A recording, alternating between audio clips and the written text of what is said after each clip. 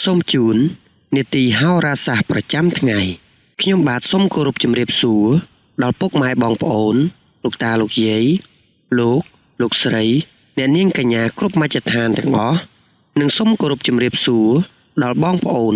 ដែលរស់នៅឯនាយសមុទ្រដែលតែងតែនិយមតាមដានសន្តាប់និងទស្សនាការទស្សន៍ទាយមើលរាសីឡើងចុះប្រចាំថ្ងៃនៃឆ្នាំទាំង12សម្រាប់ថ្ងៃអង្គារ15កើតខែចេឆ្នាំម្សាញ់សប្តស័កពុទ្ធសករាជ2569ត្រូវនឹងថ្ងៃទី10ខែមិថុនាឆ្នាំ2025ជាបន្តបន្ទាប់ទៅនេះសូមធ្វើការតាមដានទស្សនានិងសន្តាប់ការទស្សន៍ទាយឆ្នាំទាំង12តាមលំដាប់លំដោយដូចតទៅឆ្នាំជូតនាមសត្វកណ្ដុរធាតុទឹកពងទេវតាប្រុសរាសីរបស់អស់លោកអ្នកនៅក្នុងថ្ងៃនេះល្អជាមធ្យមរាល់ការបំពេញការងារផ្សេងនឹងទទួលបាននូវជ័យជំនះដែលឆ្លើយតបទៅនឹងការខិតខំប្រឹងប្រែងផ្ទាល់ខ្លួនរបស់អស់លោកអ្នកការធ្វើដំណើរទៅទីជិតទីឆ្ងាយរបស់អស់លោកអ្នករមែងមានការរាក់ទាក់ពីសំណាក់ញាតិជិតឆ្ងាយយ៉ាងមានភាពកក់ក្ដៅចំពោះការប្រកបរបររកទទួលទានផ្សេងបានផលបានផ្លែផ្កាបន្តិចបន្តួចតែប៉ុណ្ណោះរីឯបញ្ហាសេចក្តីស្នេហារបស់អស់លោកអ្នកវិញគួរតែបង្កើតអនុស្សាវរីយ៍ល្អៗជាមួយគ្នាបន្ថែមទៀតដើម្បីសេចក្តីសុខរៀងៗខ្លួនឆ្នាំឆ្លូវនាមសត្វគោធាតុដីពងមនុស្សប្រុសរាសីរបស់អស់លោកអ្នកនៅក្នុងថ្ងៃនេះឡើងខ្ពស់ត្រដែតព្រោះទឹកចិត្តរបស់លោកអ្នកប្រកបទៅដោយសេចក្តីរាប់អានច្រើនការធ្វើដំណើរទៅទីជិតទីឆ្ងាយរបស់លោកអ្នក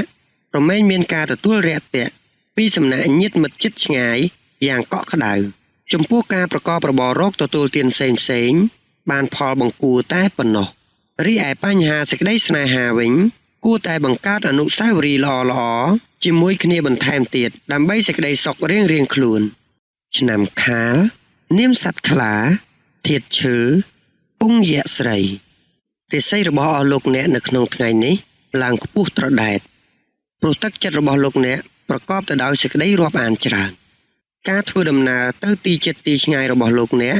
រមែងមានការទទួលរាក់ទាក់ពីសំណាក់ញាតិមិត្តជិតឆ្ងាយយ៉ាងកក់ក្ដៅ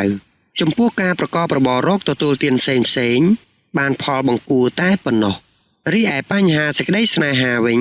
គួរតែបង្កើតអនុស្សាវរីយ៍ល្អៗជាមួយគ្នាបន្ថែមទៀតដើម្បីសេចក្តីសុខរៀងៗខ្លួនឆ្នាំថោះនាមសត្វទន្សាយធាតុឈើពងមនុស្សស្រីរាសីរបស់អស់លោកអ្នកនៅក្នុងថ្ងៃនេះឡើងខ្ពស់ត្រដែតសុខភាពផ្លូវកាយនិងផ្លូវចិត្តមានសភាពល្អប្រសើរខ្លាំងណាស់ដែលគ្របដណ្ដប់ទៅលើទង្វើរបស់លោកអ្នកដែលអាចឲ្យលោកអ្នកប្រព្រឹត្តតែអំពើល្អសុចរិតនិងត្រឹមត្រូវការពោលពាក្យសម្ដីទៅកាន់អ្នកផងតែងប្រកបទៅដោយវិចារណញ្ញាណរីឯការប្រកបរបររកទទួលទាននានាវិញ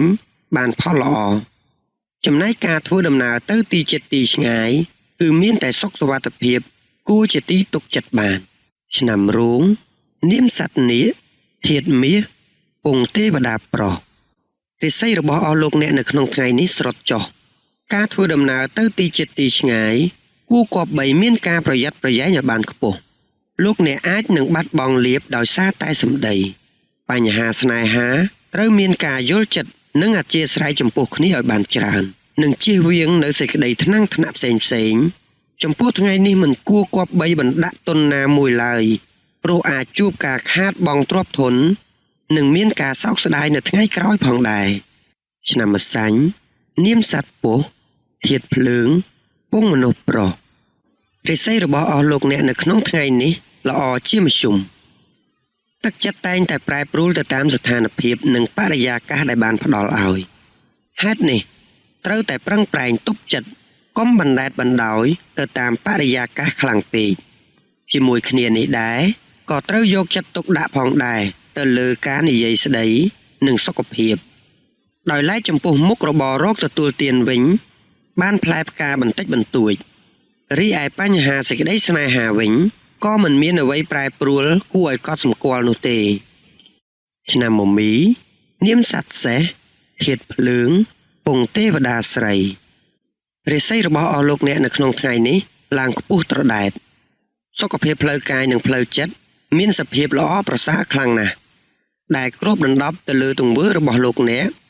ដែលអាចឲ្យលោកអ្នកប្រព្រឹត្តតែអំពើល្អសុចរិតនិងត្រឹមត្រូវការពោលពាក្យសម្ដីទៅកាន់អ្នកផងតែងប្រកបទៅដោយវិចារណញ្ញាណរីឯការប្រកបរបររកទទួលទាននានាវិញបានផលល្អចំណែកការធ្វើដំណើរទៅទីជិតទីឆ្ងាយគឺមានតែសុខសុវត្ថិភាពគួរជាទីទុកចិត្តបានឆ្នាំមមែនាមសត្វពពែធាតុមាសពងទេវតាស្រីរិស័យរបស់អស់លោកអ្នកនៅក្នុងថ្ងៃនេះស្រុតចុះលោកអ្នកច្រើនតែអត្តនោម័តចំពោះកិច្ចការងារទាំងឡាយដោយមិនខ្វល់ពីសម្ដីរបស់អ្នកដទៃឡើយទឹកចិត្តច្រើនដោយមានភាពមានះក្នុងការសម្រេចកិច្ចការរបស់ខ្លួនគួរតែមានព័ត៌មាននិងការពិចារណាឲ្យបានច្រើនមុននឹងឈានដល់ការសម្រេចចិត្តណាមួយរីឯបញ្ហាសេចក្តីស្នេហាវិញគូស្នេហ៍តម្រូវឲ្យបង្កើននៅការយកចិត្តទុកដាក់ចំពោះគ្នាទៅវិញទៅមកឲ្យបានច្រើនឆ្នាំវោកនាមសត្វស្វាធាតុដែកពងយៈប្រុសរិស័យរបស់អស់លោកអ្នកនៅក្នុងថ្ងៃនេះឡើងខ្ពស់ត្រដែតព្រោះទឹកចិត្តរបស់លោកអ្នកប្រកបទៅដោយសេចក្តីរាប់អានច្រើនការធ្វើដំណើរទៅទីជិតទីឆ្ងាយរបស់លោកអ្នករមែងមានការទទួលរាក់ទាក់ពីសំណាក់ញាតិមិត្តជិតឆ្ងាយយ៉ាងកក់ក្ដៅចំពោះការប្រកបរបររកទទួលទានផ្សេងបានផលបង្គួរតែប៉ុណ្ណោះរីឯបញ្ហាសេចក្តីស្នេហាវិញគួរតែបង្កើតអនុស្សាវរីយ៍ល្អៗជាមួយគ្នាបន្ថែមទៀតដើម្បីសេចក្តីសុខរៀងៗខ្លួនឆ្នាំរកានាមសត្វមាន់ធាតុដីពងយៈប្រុសរិស័យរបស់អស់លោកអ្នកនៅក្នុងថ្ងៃនេះស្រុតចុះការធ្វើដំណើរទៅទីជិតទីឆ្ងាយគួរគប្បីមានការប្រយ័ត្នប្រយែងឲ្យបានខ្ពស់លោកអ្នកអាចនឹងបាត់បង់លាភដោយសារតែសម្ដីបញ្ហាស្នេហាត្រូវមានការយល់ចិត្តនិងអធ្យាស្រ័យចំពោះគ្នាឲ្យបានច្រើននិងជៀសវាងនៅសេចក្តីថ្នាំងថ្នាក់ផ្សេងចំពោះថ្ងៃនេះមិនគួរគប្បីបណ្ដាក់ទុនណាមួយឡើយព្រោះអាចជួបការខាតបង់ទ្រព្យធននិងមានការសោកស្ដាយនៅថ្ងៃក្រោយផងដែរឆ្នាំចនាមសត្វឆ្កែធាតុដីពងយៈស្រីរិស័យរបស់អស់លោកអ្នកនៅក្នុងថ្ងៃនេះស្រុតចុះគ្រោះកាចអាចនឹងកើតឡើងដោយសារសម្ដីហេតុដូចនេះសូមឲ្យអ្នកមានការពិចារណាឲ្យបានច្រើនមុននឹងចេញវាចាមុននឹងការនិយាយស្ដីទៅកាន់អ្នកដទៃតែចំពោះសេចក្តីស្នេហាវិញ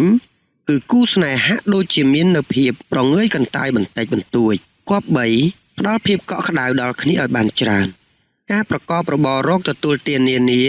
អាចប្រឈមទៅនឹងការខាតបង់ឯលាភសក្ការៈវិញនឹងជួបនៅបញ្ហាខ្វះខាតខ្លាំងឆ្នាំកុលនាមសត្វជ្រូកធាតុទឹកពងមនុស្សស្រីរិស័យរបស់អស់លោកអ្នកនៅក្នុងថ្ងៃនេះល្អជាមធ្យមរាល់ការបំពេញការងារផ្សេងនឹងទទួលបាននៅជ័យជំនះដែលឆ្លើយតបទៅនឹងការខិតខំប្រឹងប្រែងផ្ទាល់ខ្លួនរបស់អស់លោកអ្នកការធ្វើដំណើរទៅទីជិតទីឆ្ងាយរបស់អស់លោកអ្នករមែងមានការរាក់ទាក់ពីសំណាក់ញាតិជិតឆ្ងាយយ៉ាងមានភាពកក់ក្ដៅចំពោះការប្រកបរបររកទទួលទានផ្សេងបានផលបានផ្លែផ្កាបន្តិចបន្តួចតែប៉ុណ្ណោះរីឯបញ្ហាសេចក្តីស្នេហារបស់អស់លោកអ្នកវិញគួរតែបង្កើតអនុស្សាវរីយ៍ល្អៗជាមួយគ្នាបន្ថែមទៀតដើម្បីសេចក្តីសុខរៀងៗខ្លួន